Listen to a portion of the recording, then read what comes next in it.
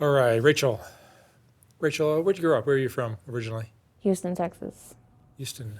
Tell me about your family. You had both your parents growing up? No, just had my mom who was an alcoholic and would beat us every day.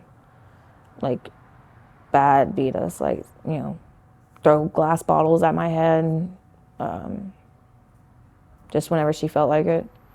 Had a stepdad who got her to be an alcoholic, and he would put his hands on us, push us in the walls, And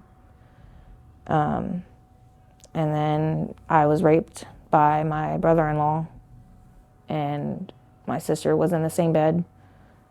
She apparently didn't notice it or whatever, and she doesn't talk to me now because she thinks I'm lying about it and all that. But I was, at 5 years old, I was molested by an uncle, and my mom thought it was weird that I came home with like hickeys on my neck, but didn't think anything of it. She kicked me out at 13 for having a girlfriend, and since then I was just trying to stay at friends' houses and so on and so forth. Got into doing slamming crystal.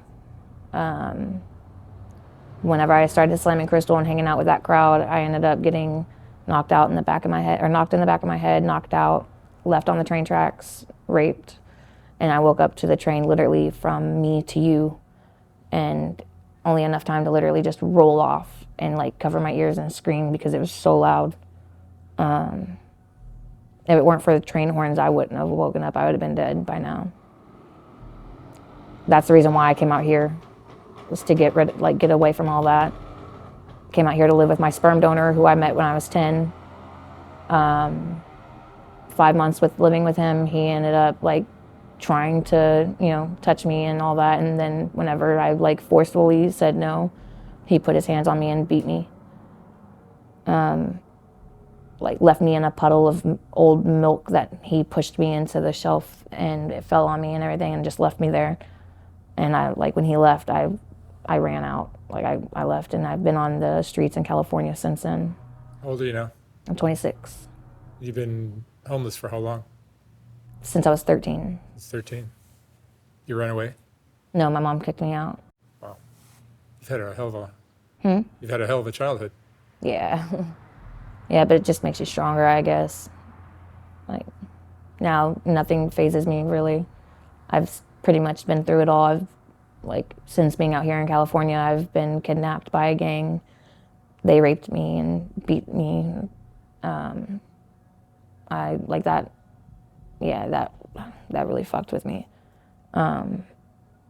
Just recently, I was beat the shit out of by female crew members of a gang, for literally just asking if a pregnant woman was okay, who was a gang member. And they stripped me of all my stuff. Fucking took everything, including my dog food. I was shooting heroin before I started shooting fentanyl, and now I just shoot Fetty and shoot crystal. Mm. But Where do you stay now? where do I stay now? Down literally like 4 streets from where we are right now. I don't know the names of the street. Are you in a tent? Yeah, yeah. A little 2-person tent right now because our other one got stolen. But How do you support yourself? well, to get my fix and shit, I fuck for it. Sometimes I panhandle because I'm not too good at boosting anymore. I used to boost like a lot, like really well, but Yeah, the stores are onto you guys now. yeah. And they get hit numerous of times, so they're always like expecting it. And I'm more of a sneaky type of booster. So that way I can come back to the store rather than just smash and grab. But yeah, so It's a hell of a life you're living now. yeah. Are you affected emotionally by all this? You got to be. Yeah, I've got PTSD. Like I can't even hear a train horn in in the distance of any sort without like having an anxiety attack. Yeah, like it took me probably the 5 months that I was staying with my sperm donor to actually be able to leave the house without anybody. Like, because I wouldn't even go down on the steps and smoke a cigarette by myself outside. I had to have somebody there with me. But yeah, it took me about 5 months to fully be able to leave and go to a store by myself. I wouldn't go anywhere at night. I wouldn't go anywhere without my knife or my pepper spray or anything. And if I was anywhere like walking anywhere by myself, I have to have somebody on the phone with me. Cause yeah. And then just living out on the streets in like San Francisco and out here, so many times have I had where, before I got my dog, where people would just watch me sleep in my tent, and I'd wake up to them and like they'd run off, or like, you know, they'd flip my shit over and like try to distract me from, you know, trying to kick their ass. Yeah. Do you have any friends? No, you tend to not have friends out here. Right. How about family? You have no family either? The only family I did have was my sperm donor out here, and he's a piece of shit who I don't even talk to anymore. And my mom, she's like trying to be in recovery. So she's like a full-fledged Bible thumper when she's not full-fledged alcoholic raging. And I talk to her every now and then, like just to you know, to let her know I'm not dead. Because if I go like a couple months without talking to her, she like answers the phone crying, thinking I'm dead. Yeah, no, friends are not a thing out here. People are not, you don't trust people, and you learn that real quick, like real quick. You let them know anything about you, and it's just ammo for them to be able to get at you somehow. Your childhood seemed so rough. Did you feel loved at all as a kid? By my grandma. Your grandmother? Yeah, my grandma was my rock. She's dead now. But yeah. Do you have kids? I have one. He's back in Texas with my baby daddy's mom.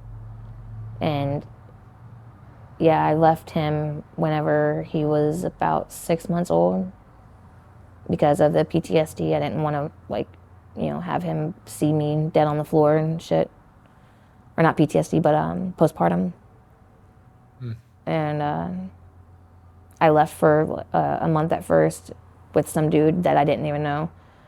And then got on Crystal, came back, tried to try it again, and then I just ended up leaving, putting myself on child support, and tried to keep in touch, tried to do the mom thing, but I couldn't.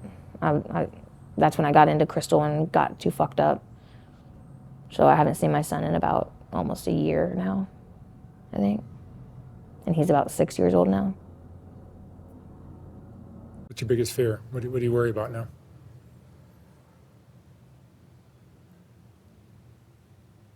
Surviving another fucking attempt at life to kill me. Like having to go through it again, having to remember it all over again. Like the one thing I can't wrap my head around is the train incident. Why the fuck did I survive it? Why the fuck do I have to remember any of that? Everything. The train was coming at you full speed, or 100, yeah, like 100% full speed. Like I was like in nothing but my ripped up panties and like draped with like my back over the railings. And whenever I like came to, I was hearing the horn, and I look up and I see the train light, like literally like not even, I don't even know how long, but like from the carpet to carpet away from me. And that was just enough time for me to actually roll off the train track and just like kind of try to, you know, hold my ears shut without having to fucking, you know, hear all that. But, and then I like screamed help and shit, and then the cops had me on a 72-hour hold because they think I was crazy. And they wouldn't even they said it wasn't, that they're not going to declare it a rape because I had to wash my fingers, like the dirt from underneath my nails and stuff, because I felt so dirty. I had so much like just dirt and stickers and like sticks and shit all in my hair, and like dirt all over my body and shit. And I just needed to feel clean somewhat. And so I washed my hands, and so they didn't even do a test or whatever it's called, like a rape kit.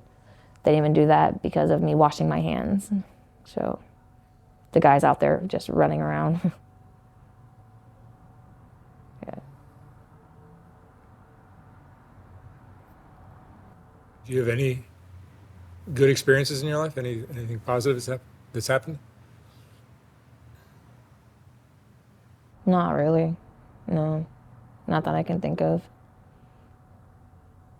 I mean, just recently I started feeling like maybe I didn't want to die, but Have you been suicidal?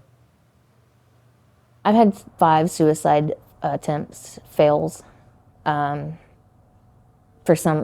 numerous reasons why they failed. Like either somebody walked in on me whenever I had the door locked and somehow they were able to walk in.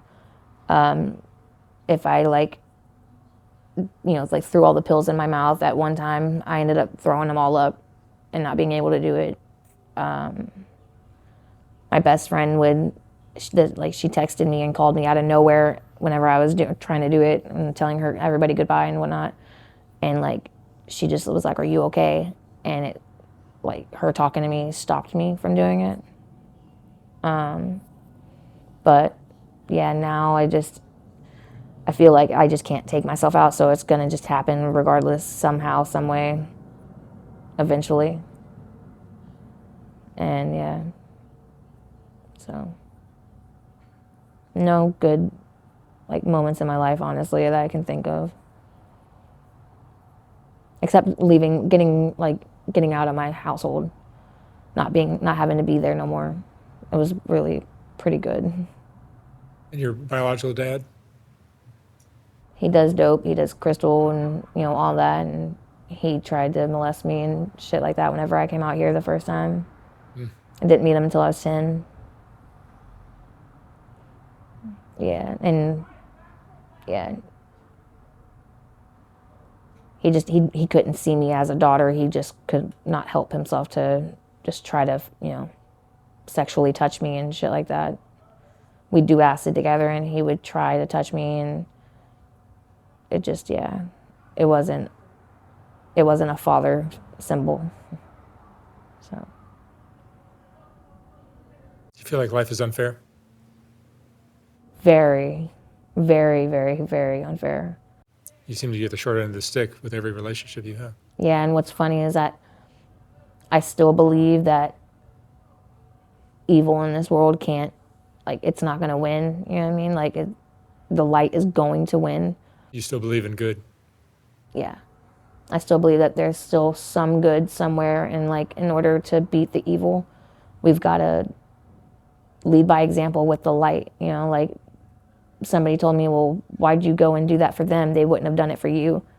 But okay, but because I did it for them, now they'll see that there is still somebody out there that cares for just any human being, and hopefully they'll show it to another, and then so on and so forth. Because we can't keep showing evil and expecting evil not to win. Right. You know what I mean? You still have hope. That's amazing. Yeah. Because there's got to be a reason why I'm here. What emotion do you go through most? Is it anger or More sad. depression? Yeah. Just everything I think about all throughout the day. I have to think about everything that I've gone through, and I have to relive everything in my head. And so I'm mainly sad. All the time. It's rare if I get to actually genuinely laugh. And doing dates with guys, strangers, is not. Yeah, it's more like autopilot. I just, I do what I know and just hope to God that I'm able to walk out of there. What kind of money do you charge here on Skid Row for sex? 50 for everything. It's not much, but it's enough to at least get some fetty and get me well throughout the night. The guys have got to be horrible. Yeah. But at least I don't have a pimp. I thank God that at least I don't, have the whole pimp thing going on, because I could never wrap my head around a man owning my body, telling me what to do with who to do it with. You know what I mean? Like they don't have the vagina, so how the hell are they making the rules? So at least I can choose who I want to, have a date with or who I don't. That's a perk. Do you feel betrayed by your caregivers when you were a kid? Yeah, and I feel like my mom, because she was a good mom once upon a time, like when we were hella young, like whenever I was like 5, like before I was 5, she wasn't an alcoholic. She like had like set days for us to, spend one of the days with one of the kids. I had Friday and it was makeup Friday. She would do my makeup and I'd do hers, and then we'd take pictures and, but after that, like that was like the last good memory I have with my mom before she couldn't control herself on alcohol. Like she was running from her past, the fucked up shit that she had happened to her, and ran to alcohol. And then Do you know what your mom's story is, what she went through as a kid? yeah, my grandfather was very, very, very abusive, to the point to where like he would slam my grandmother's arm in the car door.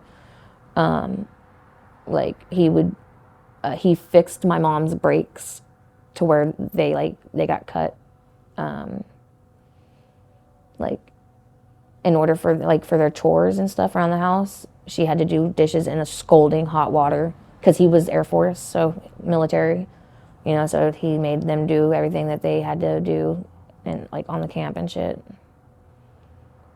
And yeah, she was never able to like wrap her head around any of that and come to closure with any of it. So alcohol was her go-to, and it made her become the same person that her father was. So not too far from it. Have you OD'd on fentanyl before? Like twice. Somebody had to Narcan me twice, the nasal Narcan, I think. God damn, that shit's fucking horrible. Like the worst feeling I think I've ever felt in my life. Saved his life, though. Yeah, I don't know if that's a good thing or not. But I mean, like I guess I thank them now because it was my boyfriend at the time. I thank them now for doing it because, that would be very fucking ungrateful to not thank somebody for saving your life. But I literally just wanted to die whenever I was going through the precipitated withdrawals. Like it was the worst pain I've ever felt, and I couldn't just go fix it and get high and then not feel that. I had to go through it for like 8 hours before it finally stopped. And it sucked. You lived this less than ideal life for pretty much your entire existence. Yeah. Do you feel like you'd be even capable of living a life where maybe you had, a great partner, a nice house, a car, a job, kids, everything in, white picket fence and all that? You think even be able to adjust to that? I want that like so badly. I just to be indoors again would be just insanely happy for me. I think that would be the best thing in my life, is just getting to be inside again. I miss washing my face 3 times or 2 times a day and taking a shower whenever I want to, going to the bathroom whenever I want to, like dressing up just to go out for the night, going to a bar for the night, like I really want that. I miss that life, like bad. But I know I won't ever have the white picket fence. But I know if I can at least get indoors, which is what I'm working on now, my housing, if I can at least get an apartment, I will be more than happy with that. Like, what I mean? Like, just to be able to lock a door and not have to have anybody worry about all anybody. your stuff stolen. Yeah. Like, I'm on my, 10th ID replacement, I think. Like, my birth documents, I've had to get, duplicates 3 times already, and that's, yeah. Maybe own clothes that are yours rather than hand-me-downs. Maybe own clothes that are yours rather than just hand-me-downs. Right, exactly, or whatever I find out, out on the street or whatever. I've had body lice so many times I can't count. I stopped fucking picking shit up off the ground to wear. Like, it's just, yeah. That was stupid of me to even do in the first place. Especially down here, knowing how dirty it is down here. I picked up clothes down here to wear, like, without washing it or anything, or even, like, hand washing it. Yeah, and I found out real quick what you get. And the lice out here is insane. It's not like they die with heat. You can catch them on fire and it fucking lives. They're like invincible. It's fucking crazy. It's insane. And the rats, oh my God, they're the size of my dog. Have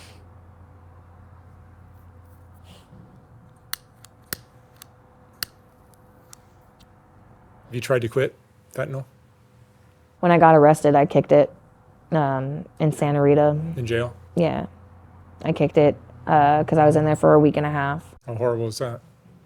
The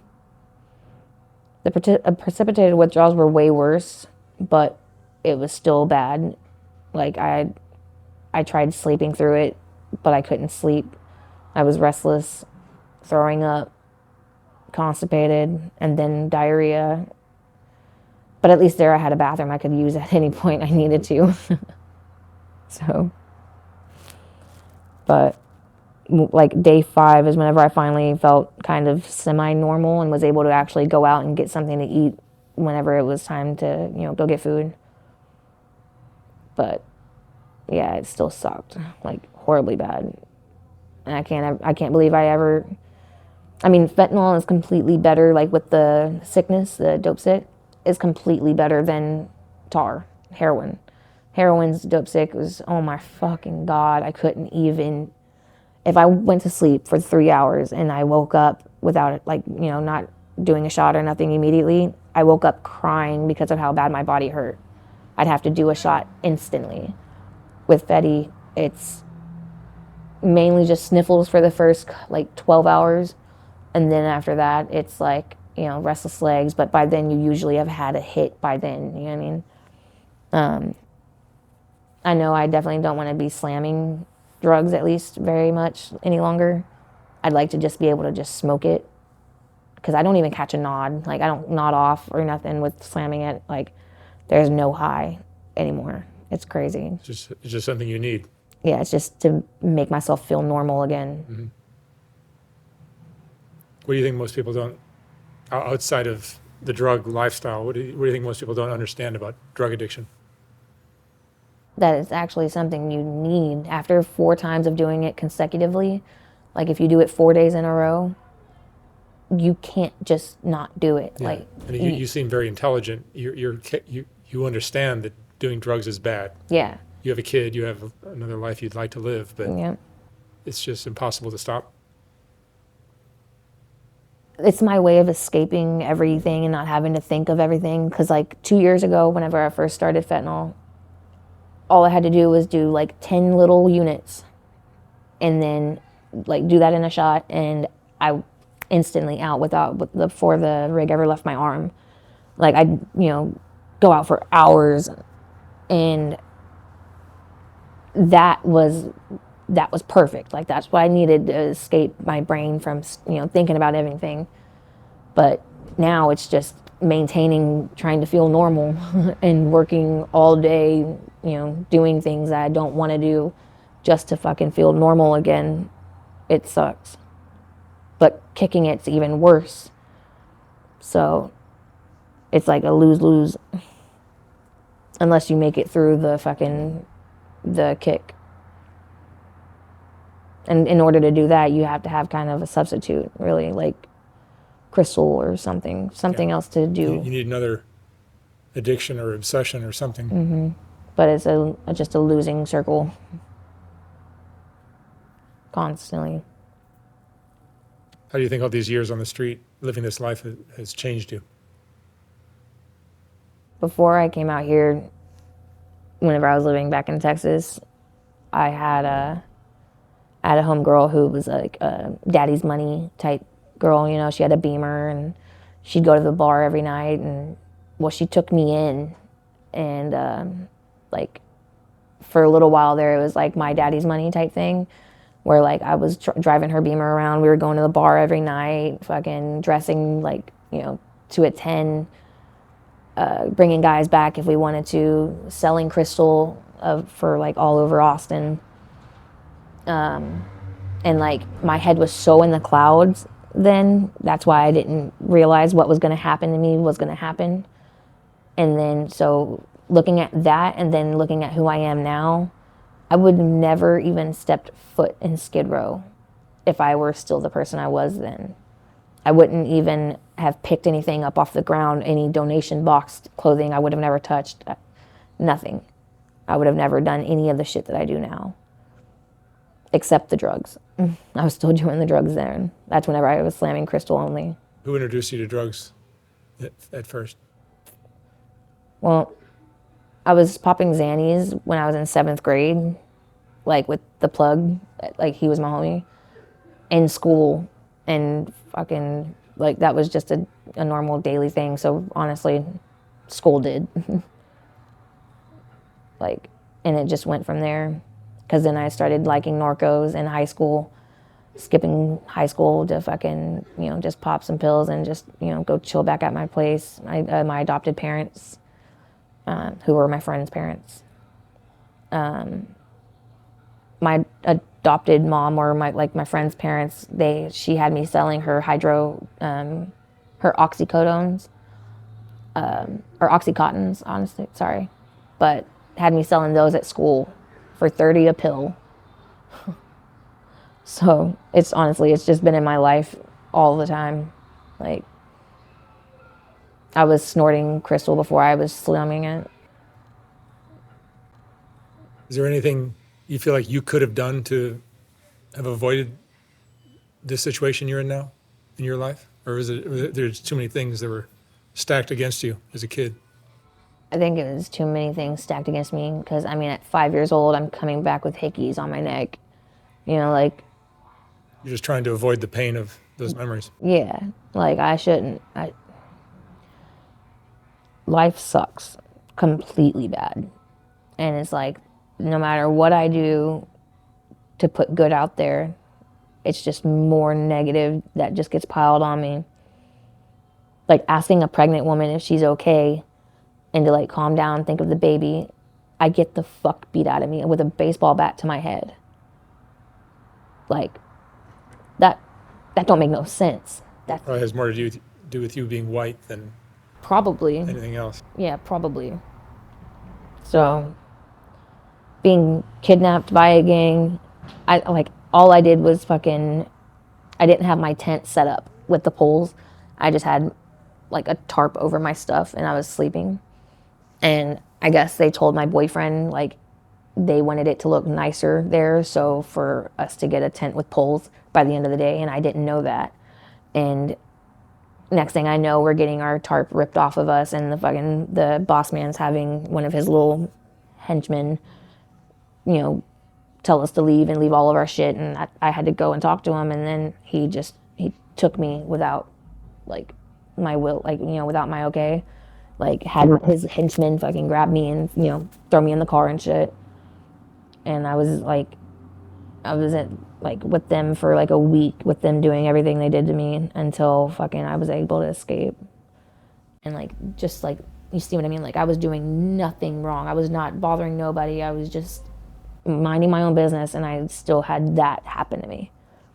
Like, if I were to have been told to fucking go get an actual tent, I would have gotten a fucking tent. You know what I mean? Like, I know gangs don't. I've been dealing with gangs my whole life. My cousin was a Crip. Like, I know this shit. They don't play. Like, if they say something, you do it because they're not playing around. They're not just speaking to speak.